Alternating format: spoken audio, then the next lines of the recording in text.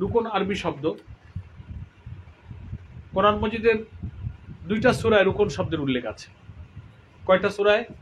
2টা। একটা হচ্ছে সূরা হুদ 80 নম্বর আয়াত, সূরা হুদের 80 নম্বর আয়াত।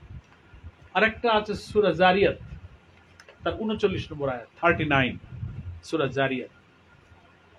এক জায়গায় বলা আছে ফাতাওয়াল্লা বিরুকনিহি, আরেক জায়গায় বলা আছে আও আবি ইলা রুকনিশ শাদীদ।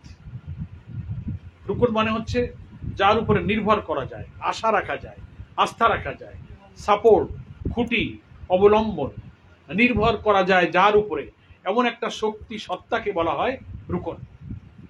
কথা বুঝে আসছে? রুকন, রুকন থেকে আরকান বহু বচন। কোন স্তম্ভ, পিলার, নির্ভর করা যায়, মৌলিক জিনিস, গুরুত্বপূর্ণ জিনিস, যাকে সাপোর্ট করে কিছু ধারণ করতে পারে এমন শক্তি আছে যার, তাকেই বলা হয় কিন্তু রুকন। জামাত ইসলামীতে একজন লোক সহযোগী সদস্য হয়ে ফরম পূরণ করে প্রবেশ করার পরে যখন সমর্থক হয়, তখন তার ব্যক্তি জীবন আত্মগঠনের জন্য তাকে পর্যায়ক্রমে তার জীবন এবং চরিত্র সংশোধনের একটা ধারাবাহিক প্রক্রিয়ায় জামাত ইসলামীতে আছে। আছে কিনা বলেন? এসেই সহযোগীর পরে তাকে আমরা বলি কি যে তুমি কর্মী হও। কর্মী হতে গেলে 5টা গুণ আছে, বলি না? মনে আছে তো? সময় কম, খুব সংক্ষেপে সংক্ষেপে বলবো। তারপরে তার কিছু বই পড়তে হয়, 5 ওয়াক্ত নামাজ জামাতে, তাকে রিপোর্ট রাখতে হয়, আল্লাহর পথে কিছু অর্থ দিতে হয়, বৈঠকা দিতে যেতে হয়, দাওয়াতি কাজ করতে হয়, সামাজিক কাজ করতে হয়। হ্যাঁ, এইভাবে পড়াশোনা, তার তৎপরতা দিয়ে একটা পর্যায় পর্যন্ত সে যখন নিজেকে একটু অ্যাক্টিভ প্রমাণ করে, তখন সংগঠন তাকে বলে তুমি কর্মী হয়ে গেছে, নাকি বলেন? এই স্তরগুলো তো আমরা সব পার হয়েছি।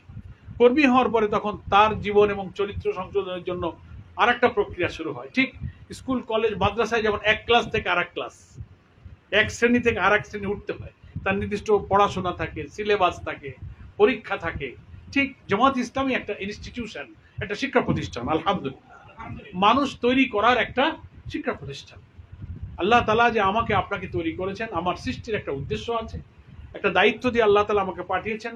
সেই উদ্দেশ্যের উপযোগী করে একজন সহযোগী সদস্যকে তৈরি করার জন্য পর্যায়ক্রমে সহযোগী, সক্রিয় সহযোগী, কর্মী, অগ্রসর কর্মী, রুকন প্রার্থী, রুকন স্তরে স্তরে তাকে এগিয়ে আনতে এই পর্যন্ত তার যথেষ্ট পড়াশোনা, ইমান, ইলম, আমল, ইখলাসের দিক থেকে তৈরি করার জন্য জামাত চেষ্টা করে। তার অনেক প্রক্রিয়া আছে, ইন্টারভিউ আছে, দেখা সাক্ষাৎ আছে, বৈঠক আছে, মহাসভা আছে, টিসি আছে, টিএচ আছে, সংবিধানী আছে, রিপোর্ট বই আছে, পড়াশোনা আছে, আছে না? রুকন প্রার্থী ফরম আছে, নার্সিং আছে, এত স্তর পার হয়। উদ্দেশ্য হচ্ছে যে আল্লাহর ওই বান্দাকে দিন প্রতিষ্ঠার জন্য একটা নির্ভরযোগ্য শক্তিতে পরিণত করতে হবে, যেন তার উপরে নির্ভর করে জামাত তার বিপ্লবের কর্মসূচি সফল করতে পারে। একটা কঠিন আন্দোলনের সফলতার জন্য যিনি নির্ভরযোগ্য শক্তি হবেন, খুঁটি হবেন, যার উপরে ভর করা যাবে, আস্থা রাখা যাবে, যিনি পালিয়ে যাবেন না, দাঁড়িয়ে থাকবেন, ঝড় আসবে সব চলে যাবে, খুঁটিটা দাঁড়িয়ে থাকবে, এরকম শক্ত নির্ভরযোগ্য শক্তির জন্য একটা চরিত্র লাগে, একটা নৈতিকতা লাগে, একটা আখলাক লাগে, একটা ইখলাস লাগে, একটা খোদাভীতি লাগে। সেই খোদাভীতি তৈরি করার জন্য জামাত ইসলামী দীর্ঘদিন সাধনা করে একটা লোকের পিছনে পরিশ্রম করে। কারণ 5 বছর, 10 বছর, 20 বছর, 3 বছর, 6 বছর তার চেষ্টা, ইচ্ছা, তৌফিক অনুযায়ী এক একটা সময় পরে তার এই রুকনিয়াতের মান সে অর্জন করে। জীবনে এমন বহু মানুষ আছে সারা জীবন চেষ্টা করেছে কিন্তু সে রুকন হতে পারেনি, এমনও মানুষ আছে। আছে কিনা বলেন? এই মৌলভীবাজার জেলার কত হাজার হাজার মানুষ, কত কর্মী, আপনারা 400-500-600 লোক আপনারা এই রুকন পর্যায়ে আপনারা এসেছেন। ইসলামী আন্দোলনের কর্মসূচি বাস্তবায়নের একটা নির্ভরযোগ্য শক্তি বানাবার জন্য তাকে জ্ঞানের একটা পর্যন্ত তাকে তৈরি করা লাগে। ময়দানে পরীক্ষা দিয়ে তাকে ধৈর্যের পরীক্ষায় আল্লাহর উপরে কতটা তাওয়াক্কুল আছে, দিনের জন্য সে কতটা কোরবানি করতে পারবে, পিতা মাতা, স্ত্রী, সন্তান, বাপ মা, ভাই বোন, ব্যবসা বাণিজ্য, সম্পদের চেয়ে সে আল্লাহকে ভালোবাসতে পারবে কিনা, তার জন্য একটা পরীক্ষা তার উপর দিয়ে চলতে থাকে। এত সব পরীক্ষার পরে যখন একটা মানে উত্থিত হয়, তার জান আর মাল সে যখন অনুভব করে যে জান আর মালের মালিক তো আমি নই, এর আসল মালিক হচ্ছে আল্লাহ, সে কোরআন পড়ে বুঝতে পারে যে আমার একজন মালিক আছে, রব আছে, মাবুদ আছে। আমার জীবন এবং সম্পদ আমি যা দেখতে পাচ্ছি, ভোগ করছি, এর আসল মালিক আমি নই। আমার এই দুটো চোখ, আমার হাত পা মুখ, আমার টাকা পয়সা, সম্পদ, কথা বলার শক্তি, দেখার শক্তি, জীবনী শক্তি, চিন্তা শক্তি, বুদ্ধি শক্তি, যা কিছু আমি অর্জন করছি, এটা আমার কিছুই অবদান নেই, আমার মাবুদ আমাকে দিয়েছে। লিল্লাহি মা ফিস সামাওয়াতি ওয়া মা ফিল আরদ, সবকিছুর মালিকানা হচ্ছে আসলে আল্লাহ। তো এটা আমার কাছে আমানত। আমরা যখন কোরআন পড়ে দেখি যে এই সম্পদের মালিক আল্লাহ, কিন্তু সে আল্লাহ আবার বলছেন আউযু বিল্লাহি মিনাশ শাইতানির রাজীম বিসমিল্লাহির রহমানির রহিম, তিনি বলছেন যে এই যে সম্পদ, জান আর মাল তুমি দেখতে পাচ্ছ, এটা তোমার না, এটা আমি তোমার কাছে খরিদ করে নিয়েছি। সূরা তাওবা সবার পরিচিত জায়গা। রুকুনিয়াতের চেষ্টা যারা করেন, করতে গেলে ওই আয়াত সবাইকেই পড়তে হয়, বুঝতে হয়। ইন্নাল্লাহ আশতারা মিনাল মুমিনিনা আনফুসাহুম ওয়া আমওয়ালাহুম বিআন্না লাহুমুল জান্নাহ। পড়েছেন সবাই? কি বলছেন আল্লাহ এখানে? নিশ্চয়ই মুমিনের জান মাল আল্লাহ খরিদ করে নিয়েছেন। বিআন্না লাহুমুল জান্নাহ, কিসের বিনিময়ে? জান্নাতের বিনিময়ে। মানুষ দুনিয়াতে বাজার ঘাট করে, বাজারে যায় ব্যাগ নিয়ে, 1 কেজি আটা কিনা, আর এই নির্ভরযোগ্য শক্তির যে ব্যাখ্যাটা আমরা শুনলাম, এটি কি বাংলা সদস্য শব্দ দিয়ে এত কথা, এত তাৎপর্য কি অনুভব করা যায়? যায় না। রুকন কথার মধ্যেই হচ্ছে এই মজাটা এবং এই তৃপ্তি, এই পুরস্কার। একটা বাকিতে বড় বেচা কেনা হয়েছে, আল্লাহ দেখতেছেন তোমার হায়াত 20, 30, 40, 50, 60, 80 বছর পর্যন্ত তুমি বাঁচবে, তোমাকে আমি এই মেয়াদের জন্য এই মালটা জমা রেখেছি।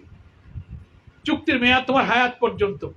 এই মেয়াদ পর্যন্ত তুমি যদি আমার এই মালামালকে, আমার এই আমানতকে তুমি 100 ভাগ আমানতদারির সাথে রক্ষা করে এইভাবে ব্যয় ব্যবহার করতে পারো, তাহলে চুক্তির মেয়াদ যখনই শেষ হবে, আমি আমার ওয়াদাকৃত বিনিময় জান্নাত তখন তোমাকে দান করব। তখনই বলা হয়েছে বিআন্না লাহুমুল জান্নাহ, সাথে সাথে জান্নাত পেয়ে যাবো। দোকানদার নগদ টাকা পেয়েছিল, আমি একটু মউত পর্যন্ত পরীক্ষায় টিকে থেকে তারপরে আমার নগদ জান্নাত আমি পেয়ে গেলাম। আমাকে এই হায়াত পর্যন্ত আমাকে এই আল্লাহর আমানতের পরীক্ষাটা দিতে হবে। মউত হওয়ার সাথে সাথে আল্লাহ আমাকে জান্নাত দেবেন। শর্ত আছে, ফরজ ওয়াজিব আমি মানবো, কবিরা গুনাহ আমি করব না, আয় রোজগার হালাল করব, পরের হক থাকলে ফেরত দেব। এই কথা বলেছি না? ইসলাম এবং আকীদা বিরোধী কোন সংগঠন, কোন দল, সংস্থার সাথে আমার কোন সম্পর্ক থাকবে না। আনুগত্য, সাংগঠনিক শৃঙ্খলা ঠিকমতো করব। সংগঠন নেতাদের বিবেচনায় আমি এই বায়াতের, রুকুনিয়াতের জন্য যোগ্য বিবেচিত হব, এই সব শর্ত আমি পড়ে শুনে বুঝেছি। তাহলে এই শর্ত মানাটা এখন আমার দায়িত্ব। আমি আল্লাহর সাথে যে কথা বলেছি, সেই কথা রক্ষা করার জন্য চেষ্টা করা হচ্ছে আমার দায়িত্ব। ফলে আমি এখন আর কোন ফরজ ওয়াজিব ত্যাগ করতে পারবো না, এটা আমার দায়িত্ব। কত ফরজ আমার জীবনে আছে, কোন কবিরা গুনাহ আমি যেন না করি। আমি আমার স্ত্রী, আমার সন্তান, আমার পরিবার, আমার পিতামাতা, আমার ভাই বোন, শ্বশুর-শাশুড়ি, যাদেরকে আমার পারিবারিক ভাবে দিয়েছে, সকলের কাছে এই যা আমি বুঝেছি এই দিনের দাওয়াত আমি দেবো। তাদেরকে দিনের আলোকে গড়বো, নিজে গড়বো, পরিবারকে গড়বো, সমাজকে গড়বো। এটা হচ্ছে এরকম বায়াত গ্রহণকারী ব্যক্তি, এটা কিন্তু রুকুনিয়াতের একটা দায়িত্ব তার উপরে এসে পড়েছে, যেহেতু আমি এ ব্যাপারে আল্লাহর কাছে অঙ্গীকার করেছি। আমি যেন সেই শপথের কথা, সেই দায়িত্বের কথা আমি যেন সবসময় স্মরণ রাখি।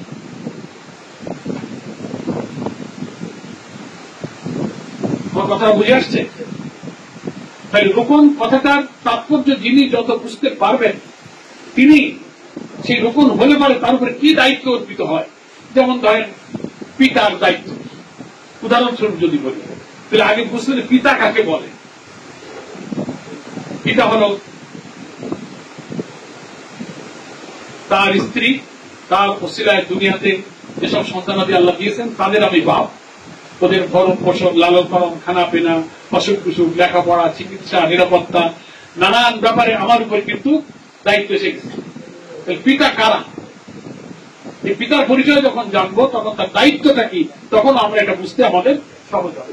লুকন কি, নির্ভরযোগ্য শক্তি যখন আমি হয়েছি, তখন আমি সংগঠনের সাথে, পরিবারের সাথে, আমার শক্তি সাথীদের সাথে আমার এই দিনের এই দায়িত্বের ওয়াদাগুলো যেন আমি অক্ষরে অক্ষরে পালন করে চলি, এটাই হচ্ছে আমার তখন দায়িত্ব।